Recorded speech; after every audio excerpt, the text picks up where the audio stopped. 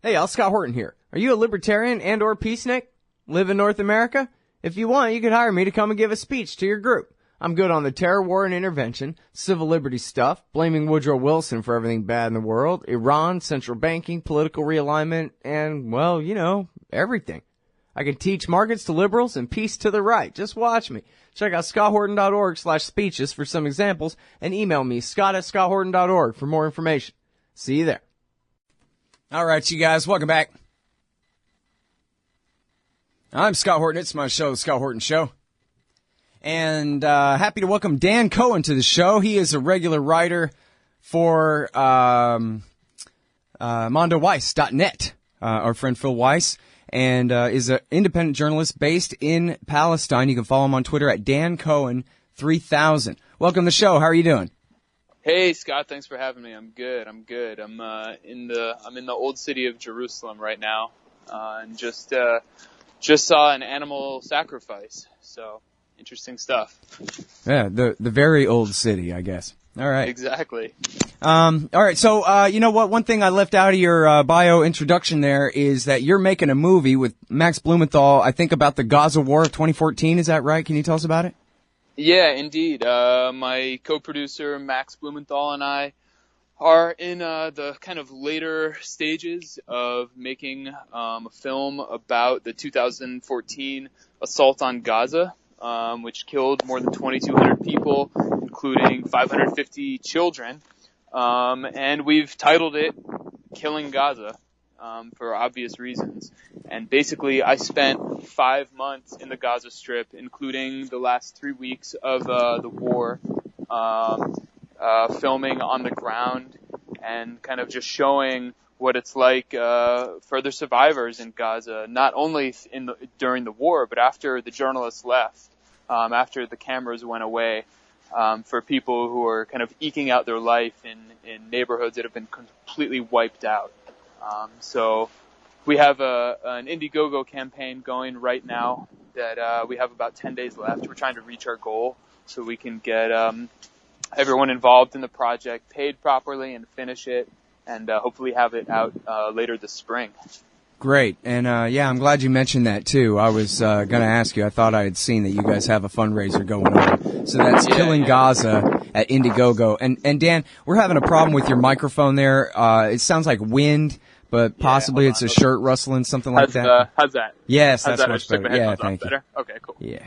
Okay, good deal. And yeah, that's Killing Gaza, and you say you expect it this spring and raising money at Indiegogo. So I'm glad we got a chance to talk about that for a minute there. Okay, yeah, so, you can email us at killinggaza@gmail.com or go to killinggaza.com or just hit me on Twitter and I can get back to you. But yeah. Great. All right, good deal. I hope you guys will participate in helping them get this thing done. And this audience is pretty primed for that kind of work for sure. I know I want to see it. Right on. All right, now listen, you got this very important piece here. New discriminatory legislation being considered by the Knesset narrows the meaning of democracy in Israel. And there's a little bit more of that wind there, so if you know how to fix that. Okay, let me see what I can do here. Sure. And then please explain, what is this new legislation and how likely is it to be passed? Well, some of it already has passed. So this is a report that Adullah put out on March 1st. Adullah is an NGO in Israel that kind of monitors rights abuses for the Arab minority. And so there's nothing in the report that sets a huge precedent. It's basically the continuing, falling away of the facades of democracy in Israel, not only in Israel, but in the occupied West Bank and occupied East Jerusalem as well. And so these range from, they have changed basically broadened the definition of stone throwing, for instance. So, a basic form of resistance, throwing stones at anyone invading your village, now has been changed to you can be arrested and imprisoned without even they don't have to prove that you were intending to cause harm. So hypothetically, if you were skipping a stone on a lake, then that is a punishable offense. And for adults, you can and actually even children, you can be put in jail for up to 20 years. And for adults, there are mandatory minimums of 2 years for throwing a stone. There's a bill being discussed right now that would ban anyone supporting the boycott, divestment, sanctions movement. So this is very anti-democratic. It's simple expression. And that includes Jews who support BDS. So if you're a Jew who is, against the occupation and you support the BDS movement, you can actually be banned from entering Israeli-controlled borders. The list goes on, but basically it's just continuing this. I would even, go stronger than narrowing of democracy. It's just the continuing, shedding of the facade, really. And we're seeing just this like brutal apartheid state, apartheid regime, coming out and, as it shifts rightward. Mm-hmm. And now, can you explain a little bit more? And I'm sorry, I was actually changing which ear had a headphone on it. I think right at the moment that you were saying about whether it had passed or not, the one about kicking the, or did you mention, I'm sorry, the one about kicking where the Knesset gets to vote to kick out any minor party that they don't want to be there anymore. Right. I had read a Jonathan Cook piece about this, that he made it sound like very soon they could kick all the last Arabs out of the Knesset entirely. Right, exactly. Yeah, I did not mention that, but this is another one of them that, just kind of shows what Israeli democracy really means. So there's no... it's already, the society's already engineered to be 80-20. We're talking within 67 borders, the people with the right to vote. Right. It's already designed to be 80-20 super duper majority, so there's basically no point in even having a party anyway, but still, right? Right. And you'll hear pro-Israel propagandists brag that there are Arabs in the Knesset. They even have the right to vote, but and they're represented. But this came about actually after a couple of Arab members of Knesset visited an accused attacker, a Palestinian attacker. And so they said, they're giving, the Knesset members in public erupted saying they're giving support to terrorists. Meanwhile, you have Ayelet Shaked, the justice minister, that was one of the highest officials in the land, who visited the family of one of the killers, the alleged killers, in the Duma firebombing last year, when a few settlers went into a Palestinian village in the middle of the night and threw firebombs on a sleeping family and burned an 18-month-old baby and the parents to death. So it's okay for the justice minister to go and visit the family of this person, but it's not okay for a Palestinian, member of Knesset to do the, inverse, if we could even call it that. And so it's purely on and you can't call it that because maybe it's the inverse or some kind of word. It in the opposite because again, the equivalence between the victim and the perpetrator here is not equivalent. And imagine that, everybody, if the Attorney General of the United States had gone to visit the family of Dylan Roof, who did the Charleston massacre in the basement of the Black Church. And went to the Attorney General of the United States. That's what we're talking about here, the Justice Minister of Israel, going to visit the families of the perpetrators of a massacre of innocent civilians by fire in their own home in the middle of the night. Right, exactly. Unbelievable. Can you imagine if this was going on in Iran or in Russia or in some state that Hillary Clinton had singled out to be destroyed or contained? Yeah, it would be outrage. It would be cause for war. Absolutely. It's really, it's almost, I don't know. It's unbelievable. And yet, shocking but not surprising. That's the refrain around here. Shocking but not surprising. And it's, as if Ayelet Shaked was even ever like a moderate figure to begin with, before she was appointed, or maybe it was after she was appointed justice minister. No, I'm sorry, it was before. It was in 2014 during the war on Gaza. Mm-hmm. She posted a link on her Facebook, or a quote on her Facebook, calling to genocide Palestinians, including the mothers, because they give birth to little snakes. Hold it right there. We'll be right back with Dan Cohen right after this, guys. Hey, Scott Horton here for Liberty.me, the great libertarian social network. They've got all the social media bells and whistles. Plus, you get your own publishing site, and there are classes, shows, books, and resources of all kinds. And I host 2 shows on Liberty.me. Eye on the Empire with Liberty.me's Chief Liberty Officer Jeffrey Tucker every other Tuesday, and The Future of Freedom with FFF founder and president Jacob Hornberger every Thursday night, both at 8 Eastern. When you sign up, add me as a friend on there. ScottHorton.Liberty.me. Be free. Liberty.me.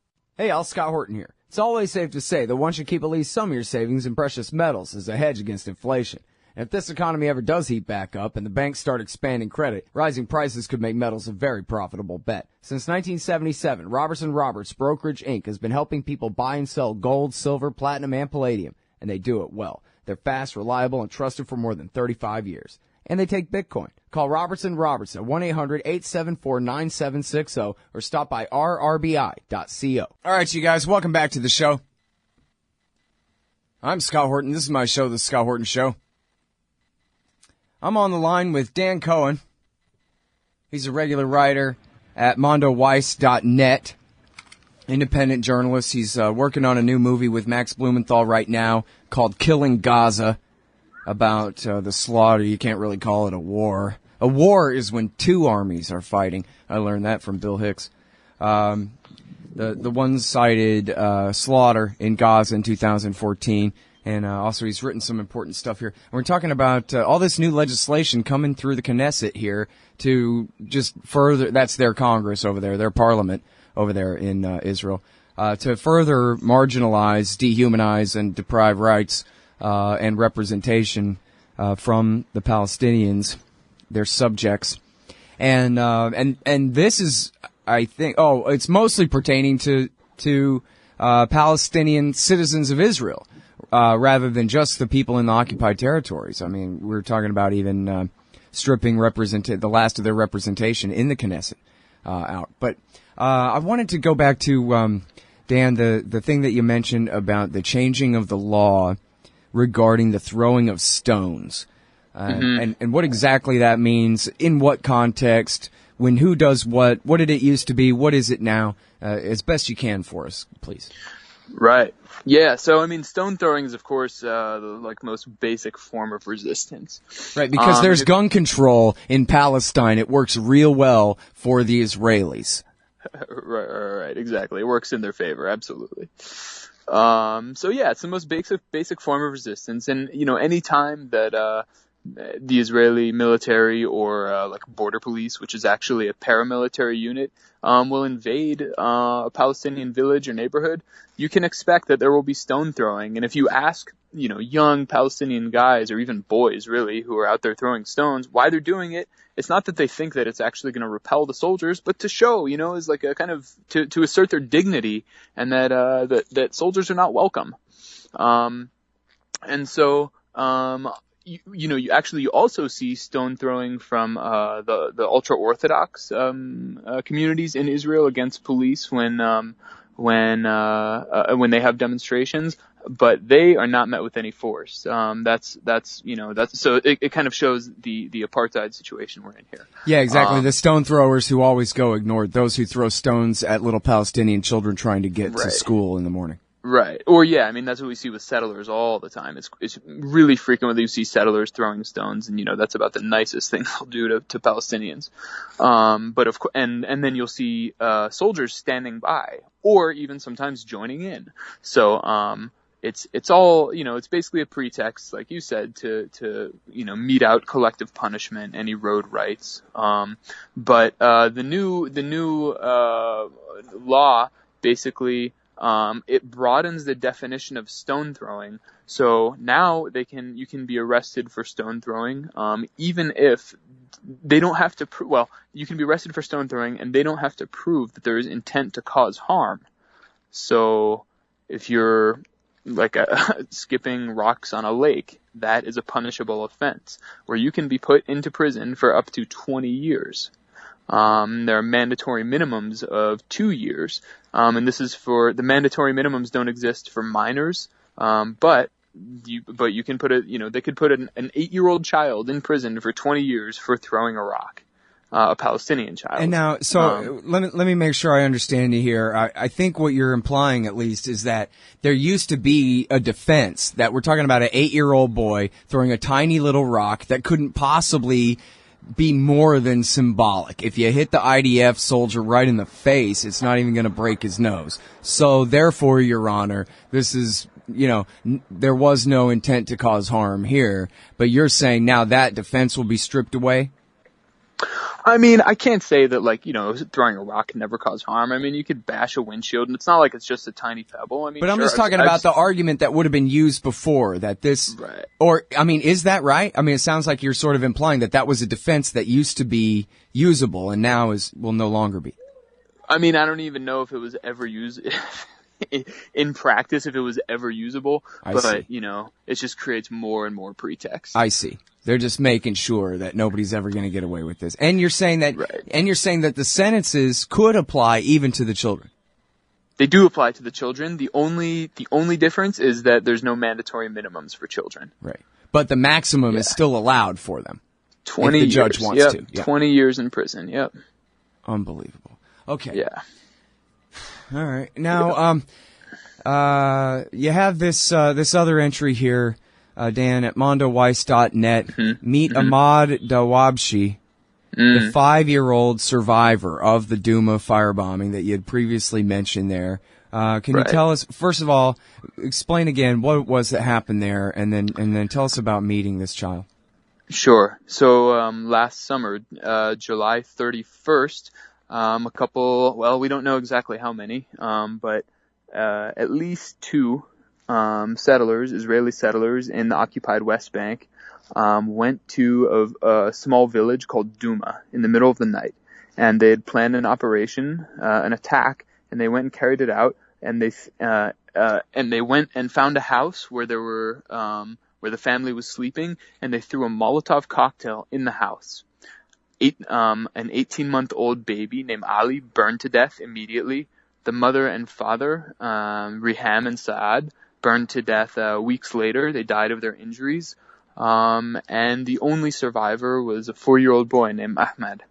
And so Ahmad he has 2nd-degree burns, and he's continuing to recover in a hospital in Israel.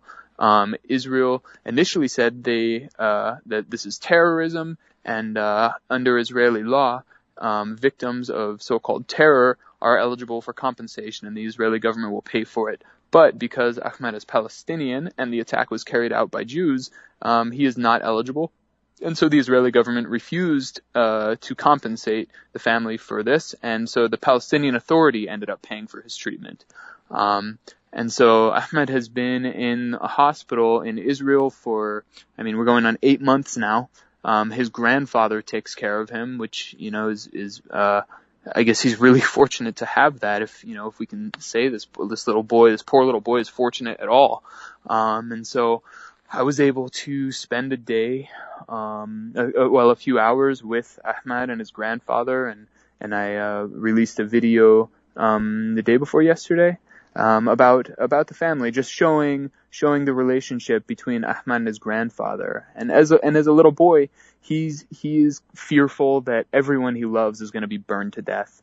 He didn't want his grandfather to go to the trial, which is just starting, because he thought, the people at the trial would burn his grandfather to death.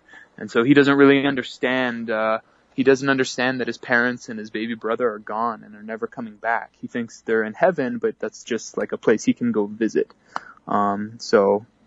This is just this brutal reality that's, conveniently kind of hidden from a lot of media that we consume. Yeah, it's interesting too here where, at the end you talk about the settlers chanting Duma number 2 in a mocking way, threatening to murder more kids with fire, basically. Right. You have really ideologically extreme people out there, and the vast majority can take their violent impulses that they've been indoctrinated into and put those into the military, where instead of going and throwing a firebomb in like a vigilante way into a house, you can be an Air Force pilot and get in an airplane and a warplane and drop a bomb on Gaza, on a sleeping family on Gaza, which I witnessed in October. So where this house was completely wiped out, and it was a similar result, an entire family dead. Actually, I should say the mother and the little girl were dead. The father and the brother survived.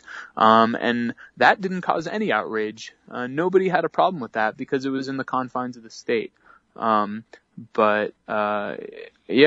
It's absolutely horrifying stuff. It's just, the fact that there was so much commotion and kind of outrage over this specific killing after the summer before Israel had killed 550 children. Says everything about state versus vigilante to me. Yeah. Hey, let me ask you, you spent so much time over there, or I don't know how much time you spent in Israel as compared to among the Palestinians, but do you hear just much open kind of racism? Oh, they're all whatever, camel jockeys or sand N-words or whatever, this kind of, calling them gooks of one kind or another in order to dehumanize them? Or how does that work? I'm always interested in the rationalizations of these kinds of things, Right. Yeah. I mean, I can say with confidence that, and sadly, Israeli society is the most racist society I've ever seen. It's not uncommon in conversation to hear calls for genocide, extremely violent, calls. In contrast, I don't really see that with Palestinians. They'll say, you often hear the Jews this, the Jews that, but that's simply obliging what, Zionists want to be called. If Zionists say we are the Jewish state, then Palestinians calling them the Jews are just obliging them. But yeah, there's serious indoctrination going on that's not really a secret in Israeli society. It's just not covered in the U.S. There's an Israeli author named Nurit, I have to think of her name, Nurit Pelhanan, I think, who wrote Peled Elhanan, that's it. Who wrote a book deconstructing Israeli education system and showing, where the racism comes from. I interviewed the Haaretz education correspondent, and he talked about the violence in the streets, beating up protesters in the streets. This all goes down to the education system starting from the earliest age. Another important thing to discuss is the way the Holocaust is taught in Israeli society, where basically a lot of Israeli Jews are taught that they're surrounded by Nazis, or, these are the Palestinians are the modern incarnation of Nazis who want to genocide them. And the only thing that you can do to prevent that is to join the Israeli army and be a good soldier. Yeah, that was exactly what my next question was going to be, was, right along those lines of that. There's the great documentary I'm sure you've seen called Defamation, which is an Israeli Jew who went out in search of anti-Semitism and couldn't find very much anyway. But the way he portrays at the beginning, the way he portrays Israeli society, it's like America in 2002, right? Or America during the Red Scare, right? During McCarthy, right? 2002 on steroids, kind of level of paranoia and irrational fear of the other. And that was what I was going to ask you was, would you make that comparison? It really is that like unhinged fear from this country, which actually faces no threats from any of its neighbors at all? Yeah, I think that's pretty fair depiction. I can't, I wouldn't say that it faces no threats, but the threats that it does face for sure are absolutely overstated and overblown to the Israeli public even, in order to keep them in a state of fear.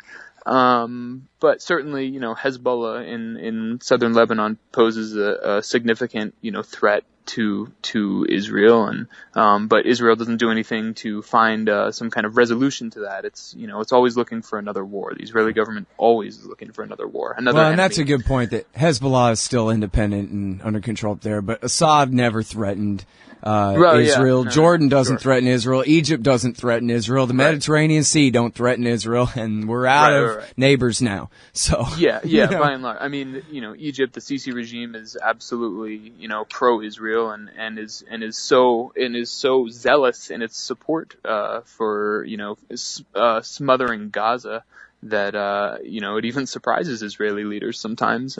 Jordan is basically a human warehouse where it's mostly Palestinians. It's a human warehouse for Israel. And then, so Assad is true. It never really posed any threat. Anyway, but yeah, the point being the level of paranoia in contrast to the level of danger is the real thing. Right. I mean, it's basically a hypersensitive and hyper-violent society is how I would characterize it. So, I mean, even if we look at like what's the threat from Gaza? How many Israelis have actually died from rockets from Gaza? It's 44 since 2000, 2001, many of which are soldiers. Right, and again, just like he said about Hezbollah, that's just assuming that there's nothing that can be done about it in terms of peaceful negotiation or change or whatever like that. So, right. Yeah. And all right, so now listen, I'm sorry, man. I kept you way over time, and I really right. got to go, Dan. But I really appreciate you coming on today. It's been great, absolutely. and I really enjoy reading you too.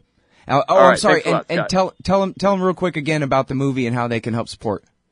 Yeah, check out killinggaza.com. Message me on Twitter at DanCohen3000.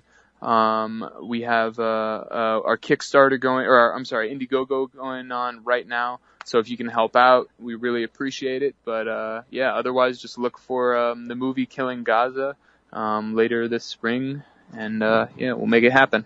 All right, good deal. Thanks very much for your time. Appreciate it. All right, thanks a lot, Scott. All right, y'all. We'll be right back after this. Hey, y'all. Scott here. The Ciceronian Society is an interdisciplinary group devoted to the timeless themes of place, tradition, and things divine. You are invited to their 6th annual conference to hear 2 days of papers on important thinkers, from Plato and St. Benedict to John Locke, Hayek, and Henry David Thoreau.